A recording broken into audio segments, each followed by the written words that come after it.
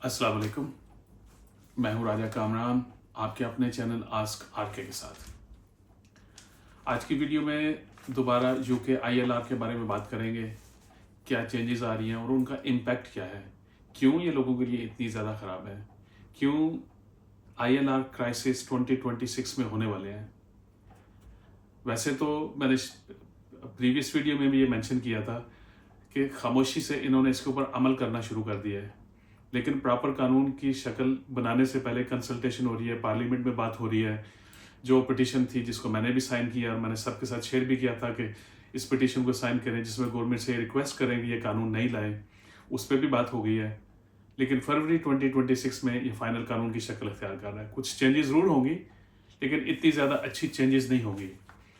तो चलें आज फिर बात करते हैं यूके आईएलआर पे कि ये जो नई चेंजेस हैं जो शबाना महमूद ने, होम सेक्रेटरी शबाना महमूद, जो उन्होंने नई चेंजेस इंट्रोड्यूस की हैं वो क्या होंगी, उसका इम्पैक्ट क्या होगा। एक मिसाल देके भी मैं इसमें बात करने की कोशिश करूंगा। रियल लाइफ मिसाल होगी, इसे कोई ज़बानी बात नहीं समझिएगा। सबसे पहले तो ये बात समझें, ये जितनी चीज़ें हैं, बहुत से लोग कह रहे हैं कि ये रिवर्स हो गई हैं, ये हो गया, वो हो गया। ऐसा कुछ भी नहीं है। ये कोई थ्योरी नहीं है कि क्या करने वाले हैं ये कोई स्पेकुलेशन नहीं है कि यूके में क्या क्या चीज़ें चेंज होगी, और ना ही ये कोई नई चीज़ है।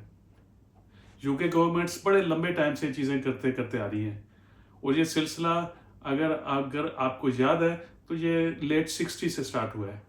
शायद आपको याद होगा कि यहाँ पे पहले ऐसे होता था कि जो बच्चा पैदा होता था इस मुल्क में, उसको पैदाइशी तौर पे ब्रिटिश पासपोर्ट मिलता था।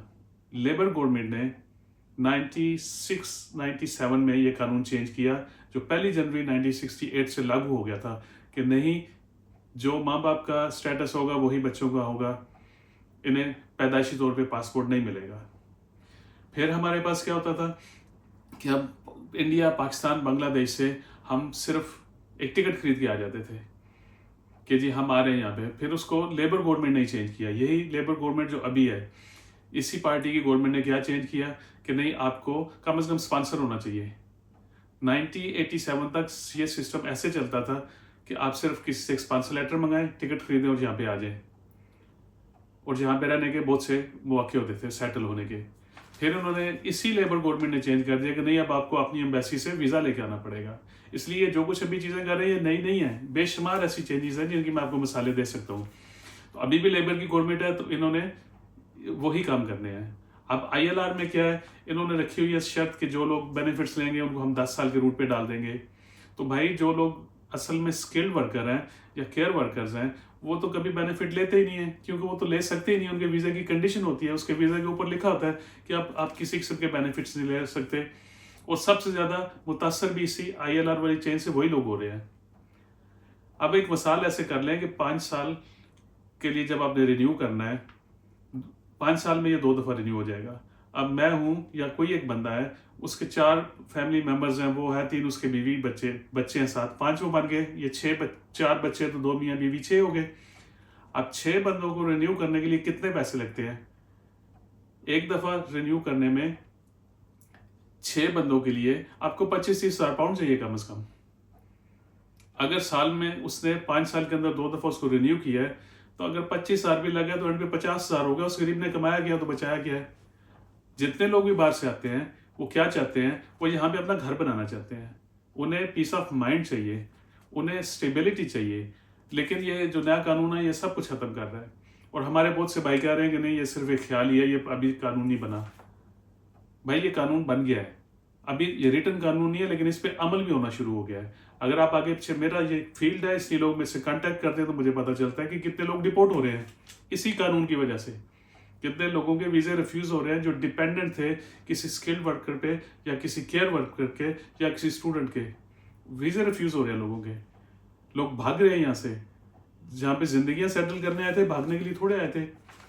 और अभी भी टाइम है, अगर हम सब मिलके इसको पुश करें तो शायद ये कुछ नरमी हो जाए। चेंज तो नहीं होगा, कुछ नरमी इसमें हो जाएगी।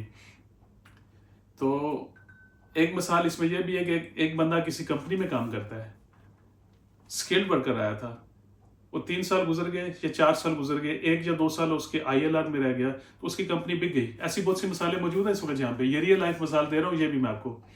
अब जब किसी बंदे की कंपनी बिक जाती है ओवरसीज कंपनी के पास, और कंपनियां देखती हैं कि यूके में तो लेबर महंगी है, वो यहाँ के हर बंदे को फारिग कर देती हैं या चंद बंदों को रहने देते हैं ताकि ऑफिस हमारा एक कायम रहे। यहाँ पे जिन बंदों को फारिग कर देते हैं उसके लिए एक होम ऑफिस को ईमेल भेजते हैं जिसमें वो कहते हैं कि जी ये बंदा हमने सेट कर दिया है, हमारी कंपनी का हिस्सा नहीं है। अब होम ऑफिस क्या करता है, होम ऑफिस बंदे को एक ईमेल भेजता है, कहता है आपकी जॉब खत्म हो गई है, आपकी क्योंकि आपकी कंपनी खत्म हो गई है। अब आपने क्या करना है, 60 डेज में या जॉब ढूंढनी है या आप मुल्क छोड़ देना है। अगर नहीं मुल्क छोड़ेंगे तो हम आपको पकड़ के रिपोर्ट कर देंगे। इमेजिन एक बंदा 3 साल या 4 साल जहाँ पे रहा है, उसे टैक्सेस पूरे पे किए हैं, उसने जो अपनी और बीवी बच्चों के रिन्यू कराए थे वीज़े, उसकी फीसें दी हैं, और जो कमाया मेजॉरिटी उसने इन्हीं चीज़ों पे खर्च कर दिया है। और आज अचानक उसको कहा जाए कि या मुल्क छोड़ो तो या दूसरी सिमिलर जॉब ढूंढो।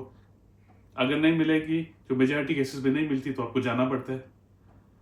तो जो दोस्त अहबाब इस ILR को मजाक समझ रहे हैं, खुदारा ये मजाक नहीं है। इस वाला ये जो ILR वाला कानून है ये मजाक नहीं है, इसको सीरियसली लें और मिलजुल के जो लॉयर्स भी हैं हम भी इसका कोई हल ढूंढें।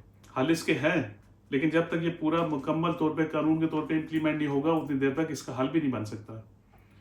लेकिन फिलहाल बहुत से लोग इससे सेफ भी हैं, जिन लोगों ने बेनिफिट्स नहीं लिए, जिन लोगों को कोई क्रिमिनल रिकॉर्ड नहीं है, टाइम उनका पूरा हो रहा है, मैं उनसे रिक्वेस्ट करूंगा कि फौरन से पहले ये काम करें, अपना ILR क्लेम करें। और जिनके पास ILR है, टाइम हो गया, वो अपनी नेशनलिटी क्लेम करें फटाफट। बेशक ज्यादा पैसे लगते हैं मुझे पता है, लेकिन ये फटाफट कर ले इससे पहले कि ये दरवाजे मुकम्मल तौर पे बंद हो जाए। अगर कोई कमेंट हो तो, कोई आपकी बात है तो कमेंट में जरूर बताएं, अपने ख्याल से जरूर करें, ताकि अगर आपको कोई जरूरत है तो मैं नई वीडियो भी आपकी जरूरत के मुताबिक बनाऊं। ख्याल रखिएगा अपना, मिलते हैं अगली वीडियो में, तब तक के लिए अल्लाह हाफिज।